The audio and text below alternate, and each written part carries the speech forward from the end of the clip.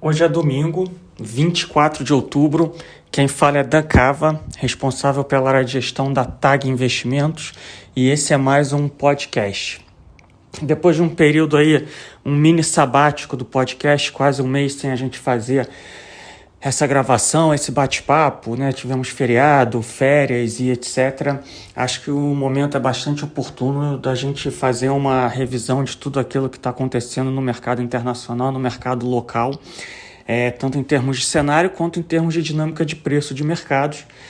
E, obviamente, dada a nossa restrição de tempo, né, a ideia aqui é fazer um panorama resumido. Nós não vamos entrar aqui profundamente em nenhum dos temas, mas a ideia é que, conforme esses temas forem evoluindo, a gente possa fazer pontuações mais profundas ao longo aí das próximas semanas e dos próximos meses, tá? Então, como é de costume, vou começar falando de cenário internacional, né? Acho que tem 3 pontos de atenção aqui no cenário internacional. Um diz respeito à inflação global, e principalmente inflação americana e processo de normalização monetária.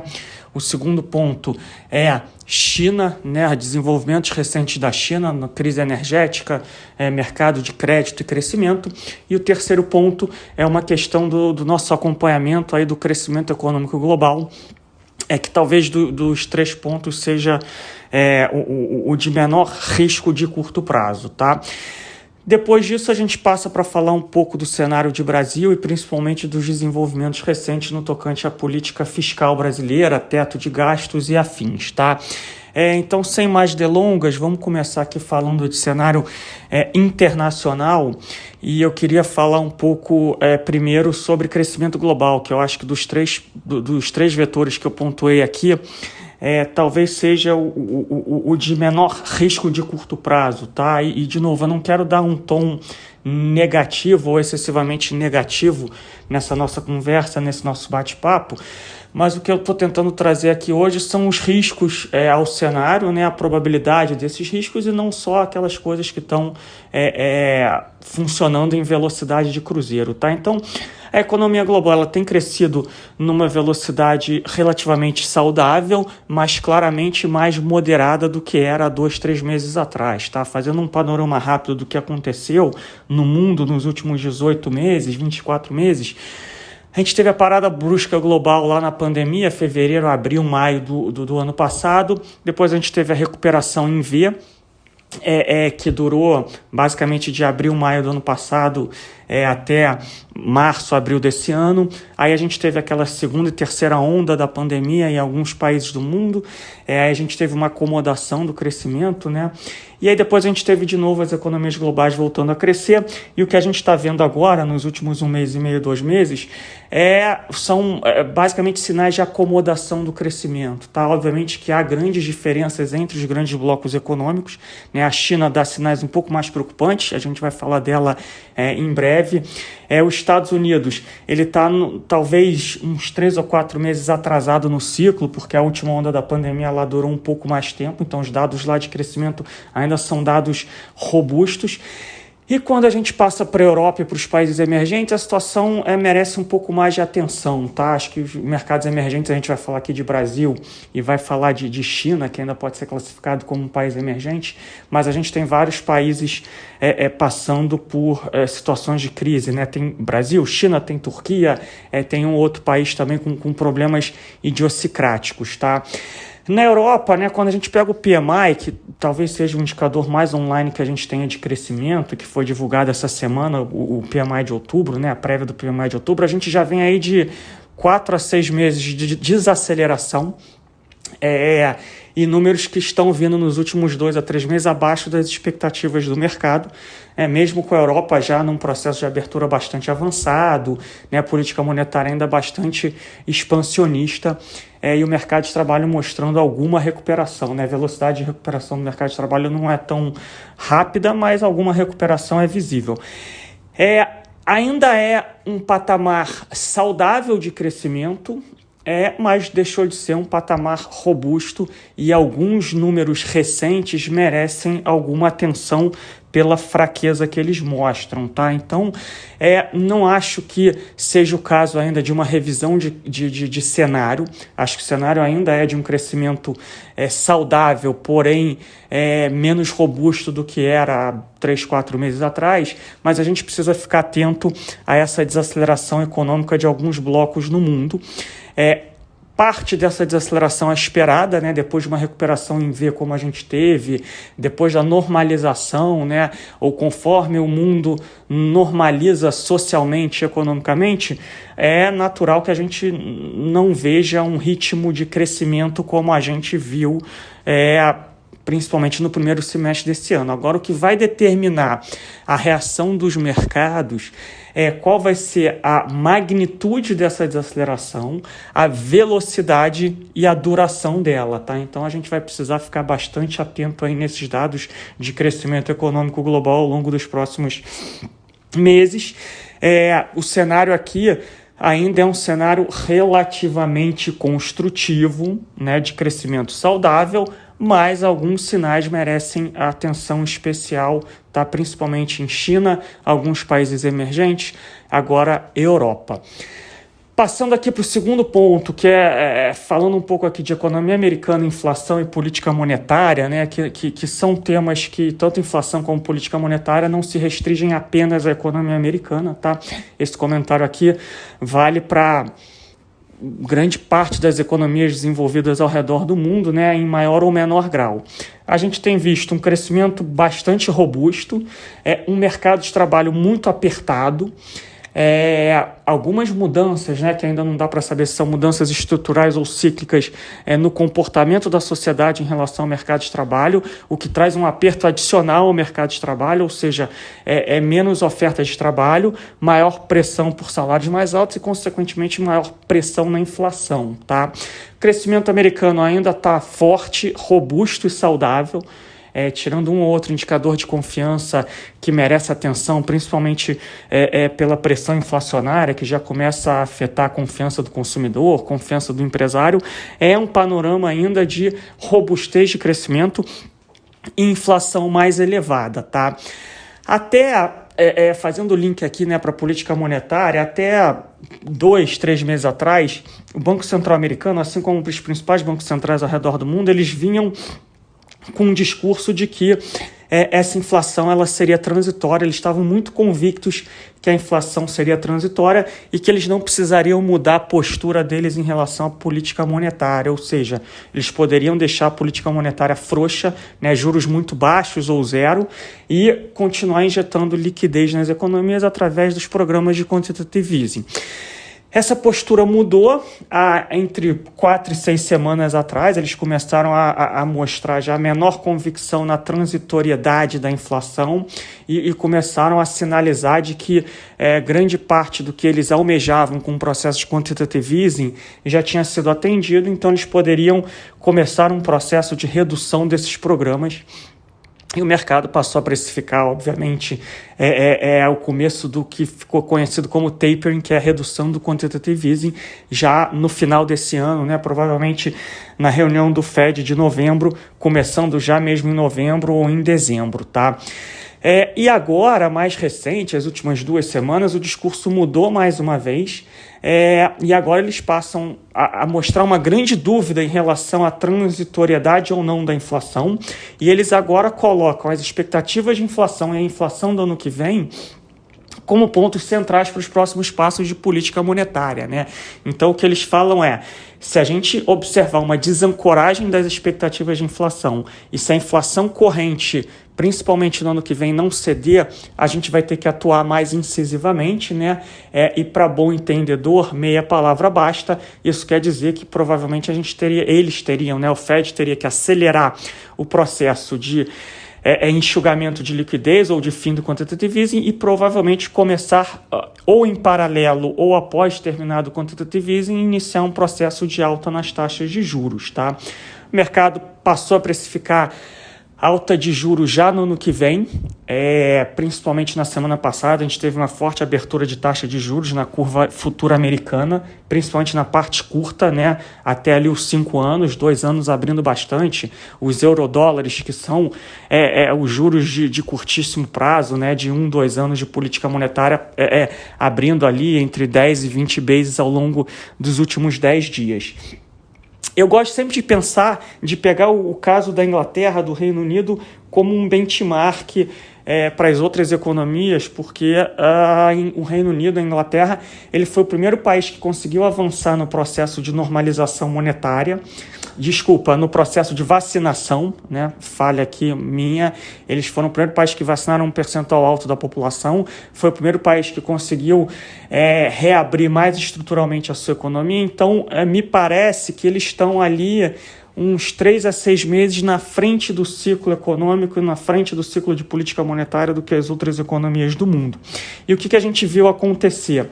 Ao longo dessa semana, o Bank of England, ou membros do Bank of England, começaram a sinalizar para a possibilidade de uma alta na taxa de juros já esse ano, e a curva de juros da Inglaterra abriu de uma maneira bastante rápida e acentuada. Então, obviamente que não dá para a gente comparar perfeitamente o que está acontecendo na Inglaterra com o que está acontecendo nos Estados Unidos, né? Mas existem similaridades que merecem atenção. Então, o resumo da história aqui é que a gente hoje não consegue cravar, acho que nem a gente, nem o mercado e nem o Banco Central ou os bancos centrais, de que essa inflação é transitória.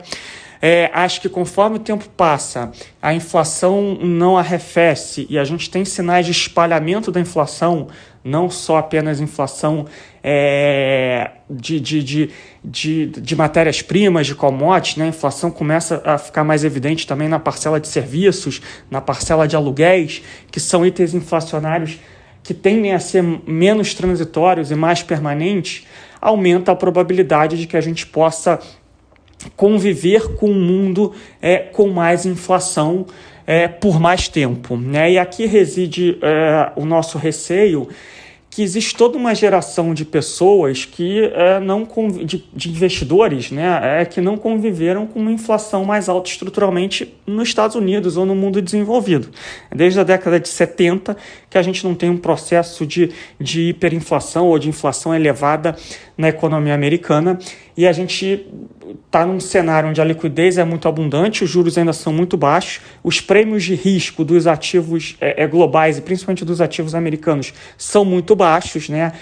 Ou seja, são valuations muito altos, e se entrarmos num cenário de inflação persistentemente mais alta, e, de novo, esse ainda não é um cenário base, mas é um cenário de risco cuja probabilidade tem se aumentado ao longo das últimas semanas, o mercado vai pedir mais prêmio de risco para esses ativos e os valuations tenderiam a ceder. Isso ainda não aconteceu, né? Acho que a visibilidade ainda é muito baixa, mas conforme o tempo passa e a inflação continua elevada, a probabilidade vai aumentando de que a gente possa entrar num cenário de inflação mais alta e o mercado pode eventualmente pedir mais prêmios de risco nos ativos, tá? Esse era o segundo ponto aqui da nossa conversa para os mercados internacionais.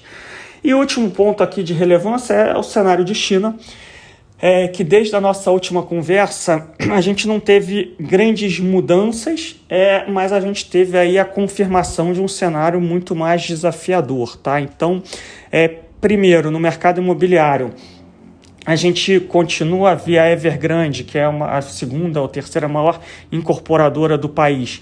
Apesar dela ter pago alguns cupons de dívida na última semana, a situação dela ainda é bastante desafiadora, né? Os bonds dela no mercado internacional continuam operando a 20%, 25% do valor de face, que é um nível de uma empresa em default, ou que não vai conseguir, vai ter que reestruturar a sua dívida.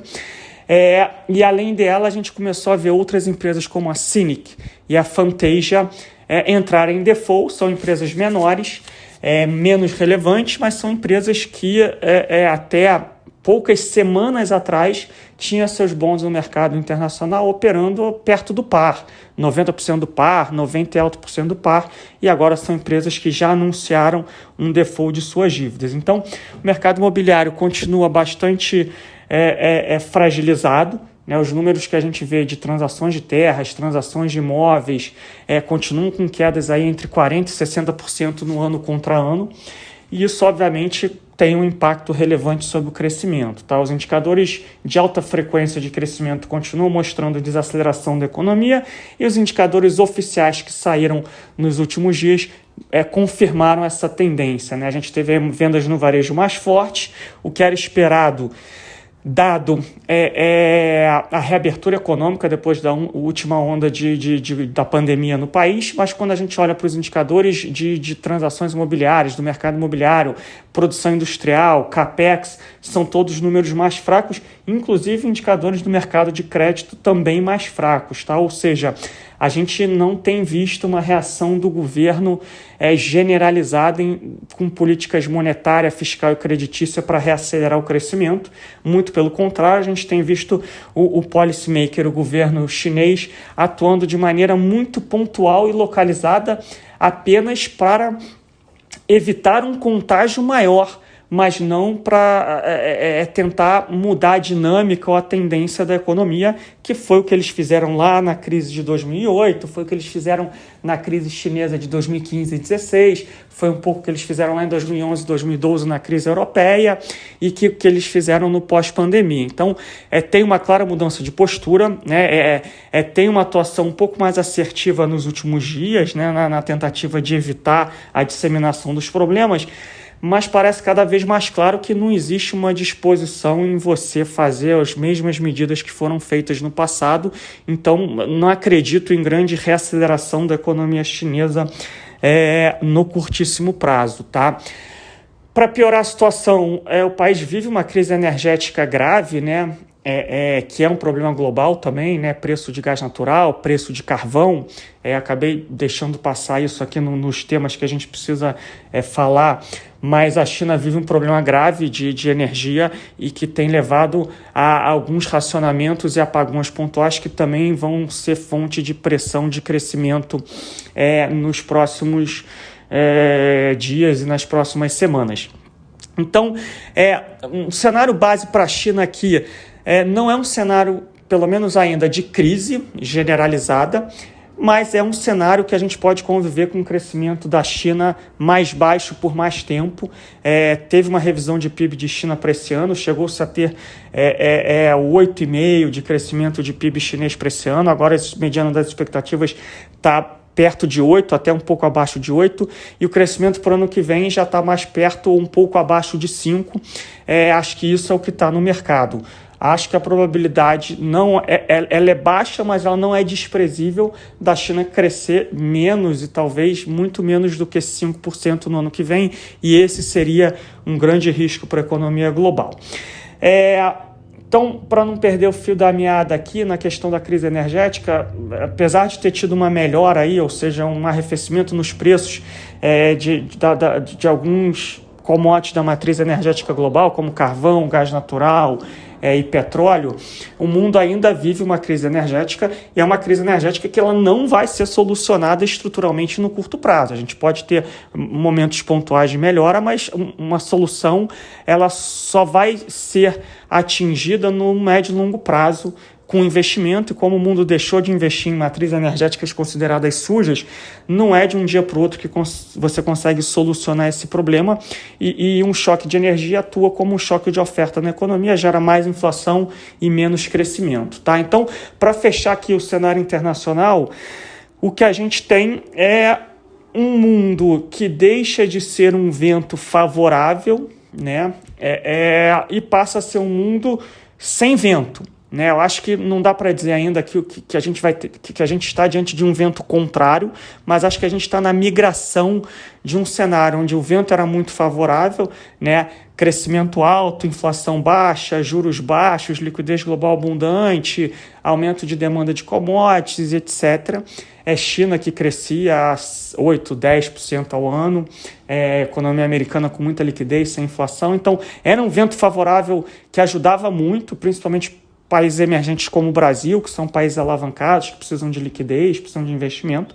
Esse vento favorável, ele deixa de existir e talvez a gente esteja na transição, né? Acho que a gente ainda está num momento sem vento, né? E aí, quando você tem um momento sem vento, vai depender muito das suas características locais, né? Dos seus fundamentos locais, né?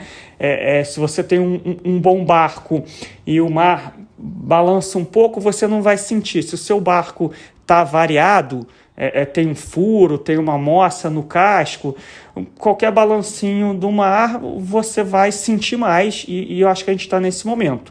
Se a gente vier a entrar num cenário de vento contrário, a situação fica muito mais desafiadora, porque mesmo você tendo um bom barco, o vento contrário ele gera desafios que você precisa superar, o seu barco vai balançar, eventualmente você corre alguns riscos, e se você entra num cenário de vento contrário com um barco avariado, você tem um grande problema. Tá? Dito isso, qual o cenário de Brasil? Eu vou tentar ser breve, mas tocar nos principais pontos. Tá? Inflação, ela continua alta, apesar da gente ter uma expectativa que a inflação arrefeça de agora em diante. A gente tem visto revisões altistas para a inflação, tanto para esse ano quanto para o ano que vem. Então a gente vai conviver com uma inflação alta, provavelmente IPCA acima de 9 esse ano e acima de 5 ano que vem. Isso acarreta juros mais altos, né? Então a gente falava de 8%, 9% de taxa terminal da Selic, agora já se fala em 10 com 11%. Principalmente pelas questões fiscais, que a gente fala em breve. E isso tudo, uma inflação mais alta, um juros mais altos, gera aperto das condições financeiras e você vai ter, consequentemente, perspectiva de menor crescimento da economia brasileira, um crescimento potencial mais baixo. Isso é um coquetel explosivo para uma economia com uma dívida PIB alta e uma economia fragilizada. E para deixar a situação ainda mais desafiadora, a gente está entrando aí nos 12 meses que faltam para um período eleitoral, onde você tem pressões políticas de todos os lados, executivo e legislativo, por mais gastos. E aí a gente culminou na situação dessa semana, que foi quando o legislativo, junto com o executivo, propuseram uma mudança na maneira de cálculo do teto do gasto e que foi percebido pelo mercado como uma medida onde você não abandonou o teto do gasto, mas você achou um subterfúgio para o teto do gasto, uma maneira de contornar o teto do gasto, encontrar aí mais 85 bilhões de reais de despesas para serem feitas nos próximos meses, e isso é permanente, né? Uma vez você conseguindo, não é que essas despesas elas não vão ser feitas depois do ano que vem, né? Esse gasto é um gasto adicional permanente. Existe até o argumento de que o teto do gasto está lá, ele ainda vai funcionar como uma restrição, mas o teto do gasto ele foi feito exatamente para você conseguir educar a classe política em tentar gastar melhor. E quando você abre um espaço no teto do gasto e esse gasto ele é feito de uma maneira desordenada, e de novo, né, não estou entrando aqui no mérito de você ter ou não que ajudar as camadas mais baixas da sociedade. Acho que você tem que ajudar sim. Acho que a situação no Brasil de fome e miséria é muito drástica, mas eu acho que a melhor forma de você fazer isso é você tirando o benefício das camadas mais altas e também do funcionalismo público, que no meio de todas as reformas que foram feitas no Brasil ainda não sofreram nenhum ajuste. Então você não pode simplesmente criar gastos do nada, né? Até pela lei de responsabilidade fiscal, você precisa, quando você cria um novo gasto, você precisa tirar esse gasto de alguma outra despesa, e a melhor maneira de você fazer isso é você ajustando os gastos do governo, e tem muita gordura, né, no sistema governamental brasileiro para você tirar, mas os grupos de interesse impedem que isso aconteça. Então, a conversa aqui não é sobre você ter que ajudar as camadas mais pobres ou não, você tem que ajudar, mas é onde vai vir o financiamento desse gasto, e na visão do mercado, né, que é a nossa visão, esses gastos eles não têm que ser criados do nada, eles precisam ser tirados, da onde você tem gordura dentro do teto dos gastos, e você tem gordura, muita gordura no funcionalismo público, muita gordura em estatais e etc., que poderiam estar sendo feitas através de reformas, mas a classe política foi incapaz de pautar, aprovar e executar essas reformas tão importantes para que a gente possa ter recursos dentro da nossa capacidade fiscal para ajudar as camadas mais pobres. Então, o que a gente teve essa semana foi um subterfúgio ao teto do gastos, foi uma maneira de contornar o teto do gastos, um valor que não é desprezível, e não apenas pelo valor, mas uma vez que você executa uma medida como essa, você abre um precedente, uma jurisprudência muito ruim, né? É aquela brincadeira de que quando você abre a porteira, passa um boi, passa uma boiada. Em véspera de eleição, vai ser difícil você conter a classe política para que novos gastos não sejam executados. Aí você já está falando aí em dar ajuda a caminhoneiros, a dar ajuda à energia elétrica, gás, etc. De novo, a discussão aqui não é devemos ou não fazer esse tipo de medida. Acho que são medidas e são conversas que têm que ser feitas, mas o financiamento delas deveria ter sido feito dentro de um programa mais agressivo de reformas econômicas, de revisão de privilégios de classes específicas da sociedade e da população.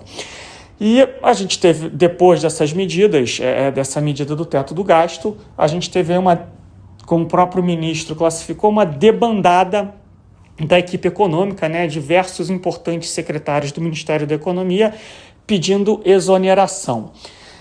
Como é que a gente fica? É um cenário já bastante desafiador, né? De novo, inflação alta, juros mais altos, a curva de juros já precifica aí Selic a 12% no horizonte de um ano e meio, Selic de quase 13% em horizontes mais longos.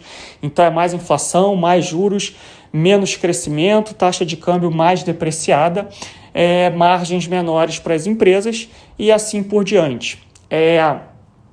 Fazendo o link desse cenário, que é sim um cenário mais desafiador, e não é que a situação fiscal ela piorou, a gente pode estar diante de uma mudança de regime fiscal, tá? A gente pode estar diante de uma mudança de regime fiscal para pior. Os mercados reagiram, a gente teve a forte queda da bolsa local, muito puxada pelas ações de empresas ligadas à economia doméstica, a gente teve uma forte depreciação do câmbio e a gente teve uma forte abertura de taxa de juros, tá? Então, assim, o que vai acontecer com o mercado nos próximos dias é difícil de dizer, porque piorou muito, piorou rápido e a posição técnica está muito leve, né? Ninguém tem Brasil, tem muita gente que já está com posições negativas ou short vendidas em Brasil. É natural você ter períodos de acomodação. Quando a gente olha no médio e longo prazo, que seriam os próximos 12 meses até as eleições, acho que a gente até vai ter ralis dos ativos no Brasil, mercado eventualmente se animando com uma potencial terceira via, né? Então a Bolsa chegou a bater abaixo, o Ibovespa chegou a bater abaixo de 105 mil pontos na sexta-feira, a gente pode ter aí movimentos onde ele vai no 115, 120 de novo, mas pensando fundamentalmente, a não ser que a gente tenha uma mudança drástica, né, de pano de fundo econômico, que não parece que vai acontecer nesses próximos 12 meses, vai ser um período mais desafiador, de mais volatilidade e provavelmente de gerações de retornos um pouco mais difíceis, né? Então, toda atenção é necessária e vai ser importante a gente estar ajustando os portfólios ao longo aí dos próximos dias, das próximas semanas, para esse período mais desafiador, tá? Lembrando, cenário externo, a gente tem menos ventos favoráveis, né?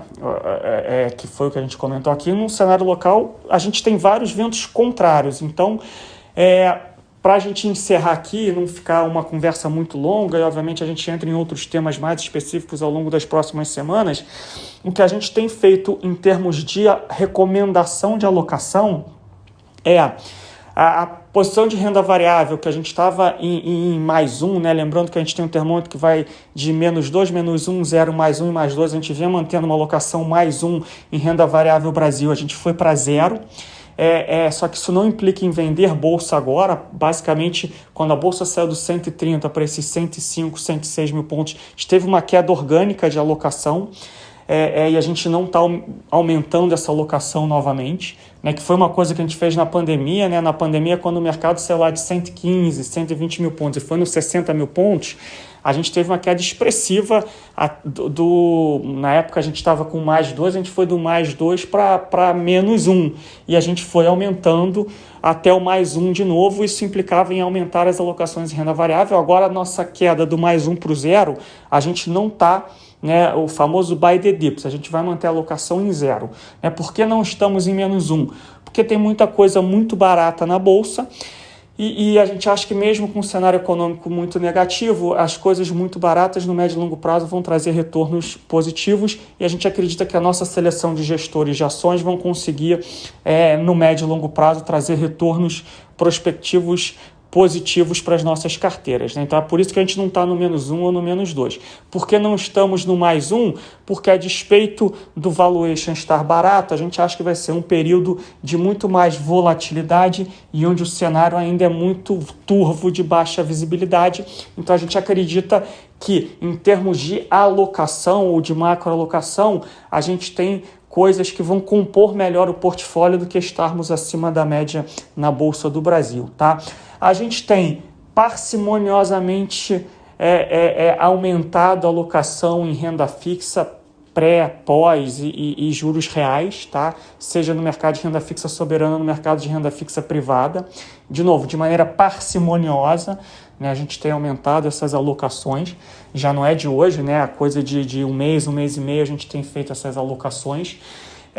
Parcela de fundos multimercados, a gente não tem mexido muito, a gente tem uma alocação que é muito menor do que foi no passado, e com fundos mais descorrelacionados. Então são fundos long and short, são fundos quantitativos e são fundos macro, multiativos e multigestores, né? São as plataformas de investimento que tem várias mesas operando vários mercados.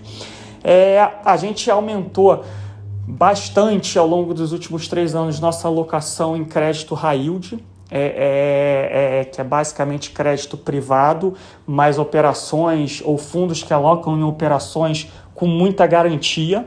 A gente ainda não acha que o cenário está batendo no mercado de crédito, a gente acha que as empresas ainda estão relativamente saudáveis, mas é um ponto de atenção para os próximos meses. A gente acha que a gente tem garantias que são suficientes, né, para cobrir eventuais deteriorações de cenário, mas a gente ainda é bastante otimista com essa classe, que tem a ver um pouco ali com juros pré, pós e juros reais, né? Porque dentro dessa classe tem um pouco de tudo desses juros, mas dentro da classe de renda fixa. A gente tem alocações internacionais acima da média, principalmente em hedge funds de retorno absoluto, mesmo para carteiras locais. A gente tem um veículo que a gente consegue executar essas alocações.